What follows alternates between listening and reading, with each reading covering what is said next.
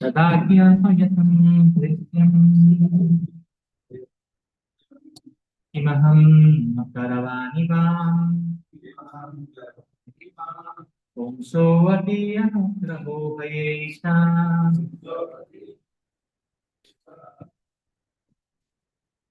भवाद्भिर्यन् नियुज्यते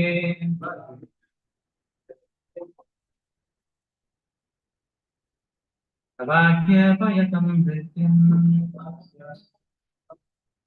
किमहं करवाणि वाम् पुंसो अति अनुग्रहो एषा भवान्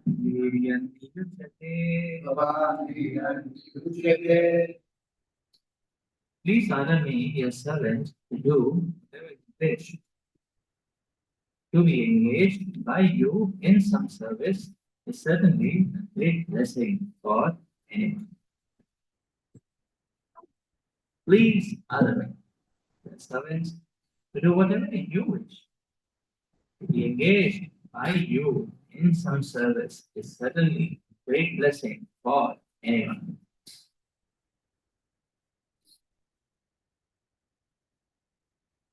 So let's find a little the context of where we are.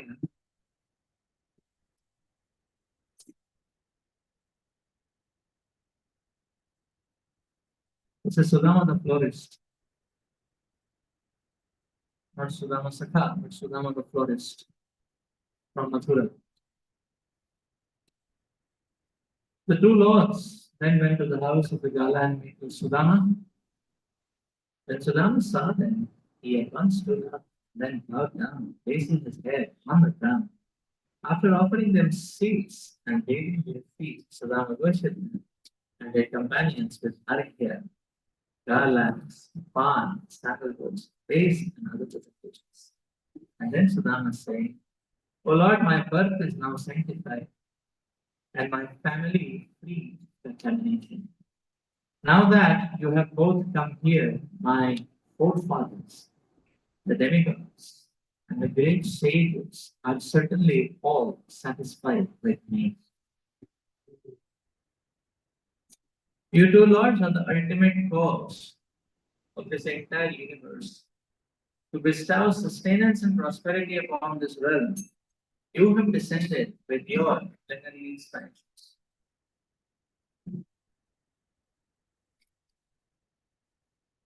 Because you are the well-wishing friends and the supreme soul of the whole universe. You regard all with unbiased vision. Therefore, although you reciprocate your devotees' loving worship, you always remain equally disposed towards all the living beings.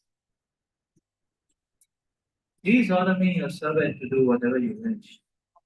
To be engaged by you in some service is certainly a great blessing for anyone.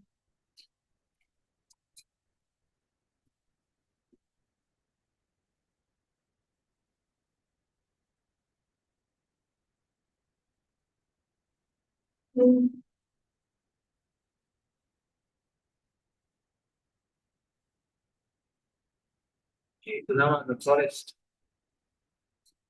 is glorifying the Supreme Lord.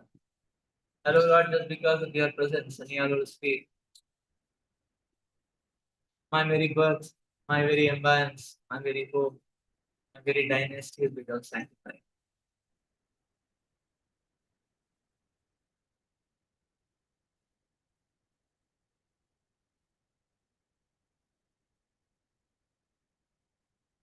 Just because of your presence.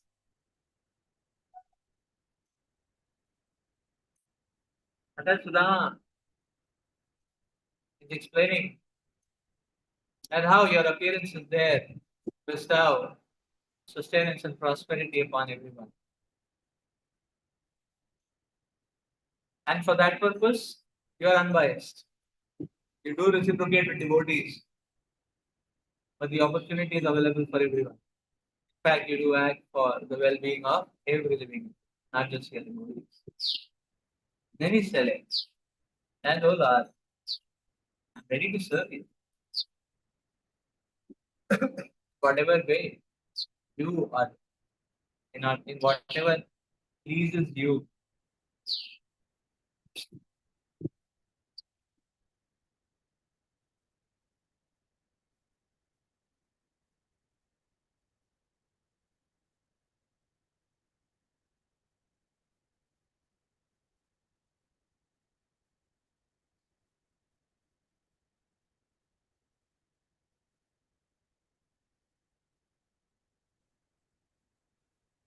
Now we see the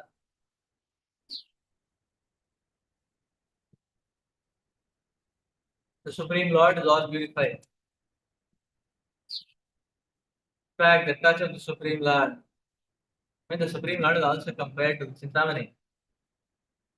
So whatever it touches becomes purified and sanctified.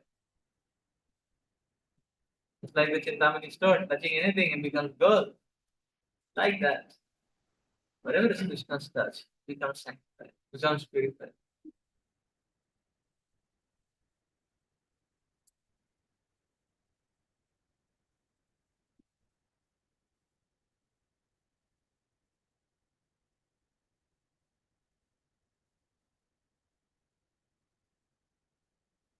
Mother Kunti Devi also prays about this. He says, okay, oh Lord, your lotus feet have touched on this Dharatala.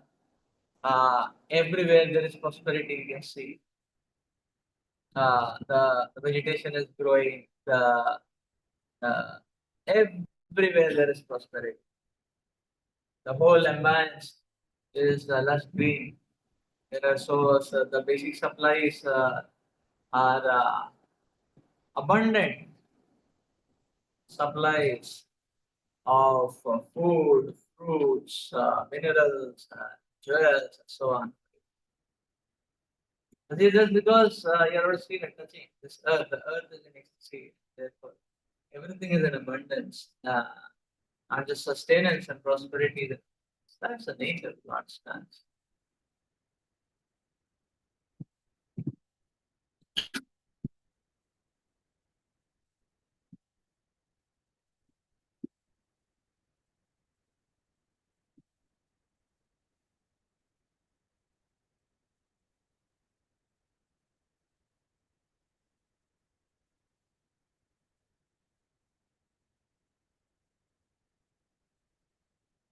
By the mere touch of the lotus feet of the Lord converted and transformed a stone into an ahilya. Stone, the ahilya cast into stone, came on the light. Yeah? That's why the touch of the lotus feet is not actually. That is nature. Therefore, devotees actually, uh, they cherish and relish meditating on the lotus feet of the Lord. And the devotees, their proclivity is grab onto the lotus feet of the Lord and take it to their hearts. Because the touch of the lotus feet of the Lord and deep into their hearts can be all big time. So therefore the devotees pray that, O Lord, that my stone-like heart can become soft. You know? Uh, Become soft. And it is possible simply by the touch of the lotus feet.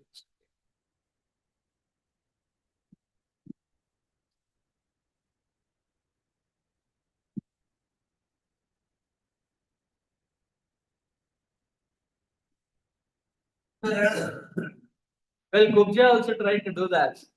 Catch on to the lotus feet of the Lord and press against her heart. Not with devotional motivations, but some lusty motivations. But the touch is the touch. And by the touch of the Lord, the kubja, from all the lust evaporated from our hearts, came instantly. Instantly, our heart purified, and there were the high tides of Sharanagati and devotional service in her heart. Immediately felt that the Lord is people are surrendered to Krishna. Became a great acharya, great devotee.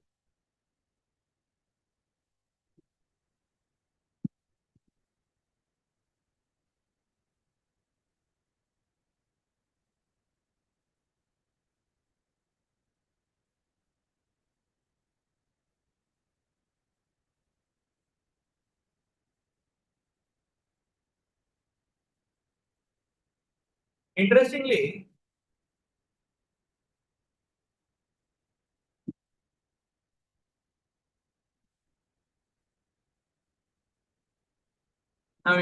Maya is equally powerful to Krishna. Almost. I subservient to Krishna, but her power is almost as big as Krishna. Cannot be same, cannot be greater, almost as good. Because it's Krishna's Shakti, very powerful.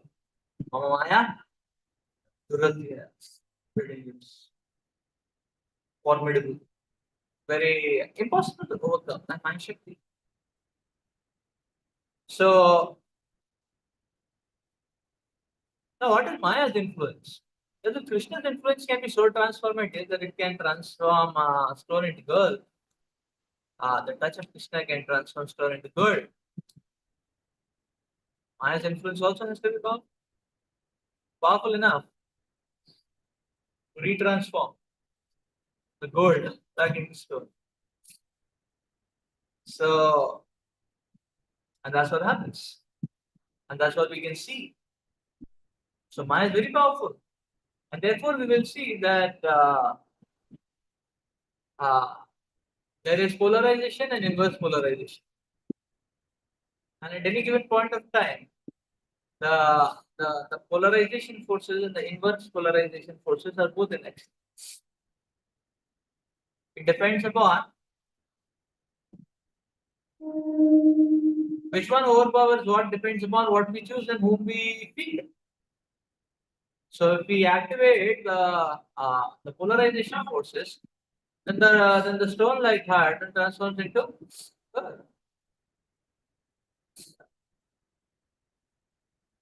The crow like mentality transforms into swan like mentality. Uh, But if one subscribes to Maya's channel, then the inverse polarization is going to happen. And therefore the reverse transformation is going to happen. That is, the gold like heart get transformed into stone. And the swan will become a crow. No?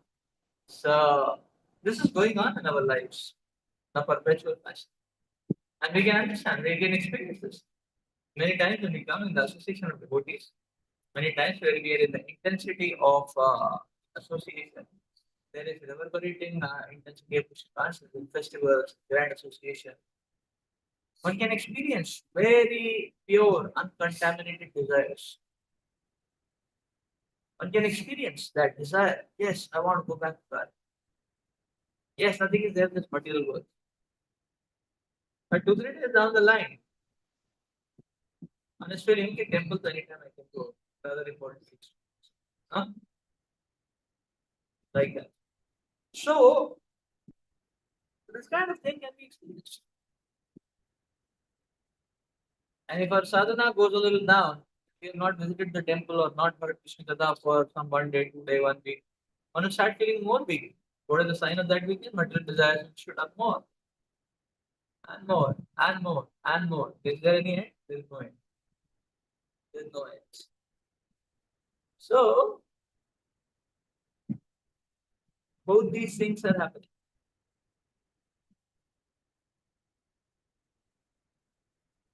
So both these things are happening and taking place. There is uh, transformation, reverse transformation. So whichever we subscribe to is sets the direction. What we subscribe to sets the directionality of our transformation. Either the material desires are going up, we are developing spiritual desire that is increasing, that is happening, or the reverse is happening. Huh? So what to do? That's a question. Huh? How we can save the very dangerous concepts? Yes, it's not dangerous, but it's dynamic. It's not dangerous, but it's dynamic. It's not dangerous, it's dynamic. Huh? So the it's not dangerous, it's dynamic. Dynamic means you don't have to be fearful, but you have to be alert.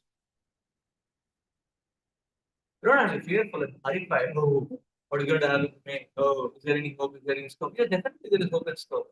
And to create hope and scope only, the Supreme Lord has sent us over help. He's come in the form of so many incarnations, he sent so many devotees. The Lord manifests in the form of Archavigraha, the Lord manifests in the form of Shastra. So definitely there is hope and scope. But the setting of this world is dynamic.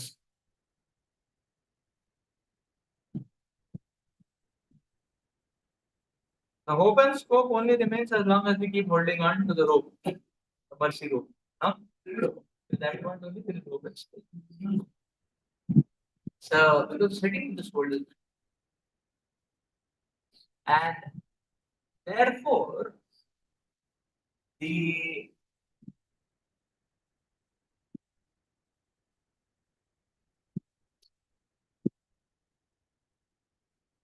so therefore sincerity and seriousness in bhakti implies that we somehow or the other keep struggling to hold on to this rope of mercy in connection to God, which can ensure that our stone-like heart doesn't get transformed into gold or get transformed into lotus flower, and it doesn't retransform back, doesn't have a reverse transform.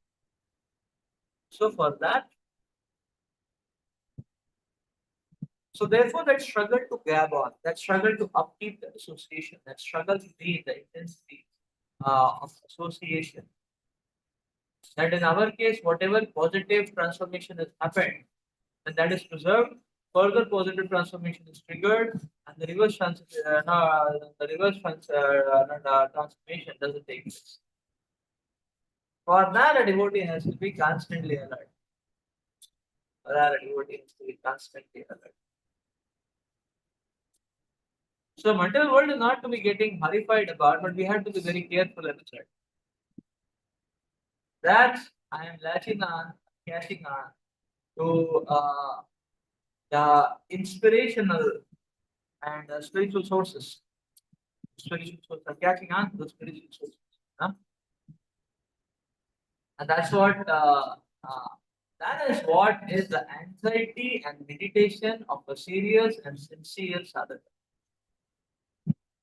Constant anxiety and meditation. That am I catching on sufficient? Maya may increase her gear. Am I catching even tighter? Anytime Maya can increase her gear. So catching on tight. How fast is the transformation of the content? And let it continue to ensure that. So the struggle toward this objective is a very positive and healthy sign, and a devotee should relish and cherish that struggle. Therefore, a devotee doesn't like to go on a vacation. ये बहुत सेवा कर दी है ना ओह बोला so much association बहुत हो गया अभी थोड़ा सा vacation ना why because vacation may land may become a casualty ना so devotee doesn't want to go on a vacation one wants to why because yeah devotee doesn't want to go for vacation he does kirtan and sadhana why because the vacation may lead to an accident. The moment the spiritual intensity goes down, the, the cancer of material desires may hit us. So therefore, one has to be very careful. And that is why we will see the acharyas. That is why we will see what the acharyas what they're simplifying by the people. And they want to be constantly engaged in the service of the Lord. Why? Because of this need. And they'll be constantly correct. That is why Sudama the florist, now immediately he's realizing and acknowledging the great mercy which has come in his life in the form of Lord's association, but he wants to latch on to it for eternity. He wants to now permanently remain to it. How do you do that? He says, therefore, I am ready to serve you in any way you want. He's saying, therefore, I am ready to serve you. Huh? Sudama the first. So this is what the acharyas simplify in our life. See, we have to be so Krishna consciousness is very powerful. It's Krishna consciousness very powerful. But we just saw, just like this Ahmedabad airplane, huh? The engines of Krishna consciousness are very powerful, but we should not stop those engines. But if you stop, all the propulsion will be lost. Immediately there will be an accident. No question of anybody getting saved. Not like that's why you see, as long as the engines of Krishna consciousness are on, yeah, the, they stop the fuel. Yeah, stop the fuel. So if you stop the fuel, you stop the association. The engine will stop. The engine will stop. Yes. So the fuel, the fuel will stop. The engine will stop. The engine will stop. There's no question of being saved. One cannot coast along on a plane of motor goodness because the definition of motor goodness is that slowly it goes down. Passion and ignorance. Slowly it merges. The rivers of goodness will merge into passion and ignorance. So therefore, nobody can remain in goodness actually for a long time. One has to course down the passion and ignorance unless one takes a transcendental fuel to get out of this entire mire of three modes. So therefore, that transcendental fuel should never be off. That is why Sudama the forest was asking, "Oh Lord, let me be always engaged. Please let me know always what is pleasing." So I'm constantly engaged. I have the transcendental fuel. And in this transcendental fuel, there we can latch on to the lotus feet of the Lord permanently. Let's stop here for today. Mantra Srimad Bhagavatam ki jai. Prabhupada ki jai. We go.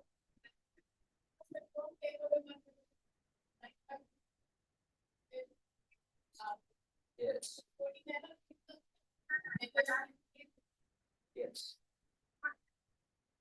There you go. Prabhupada ki jai. Thanks.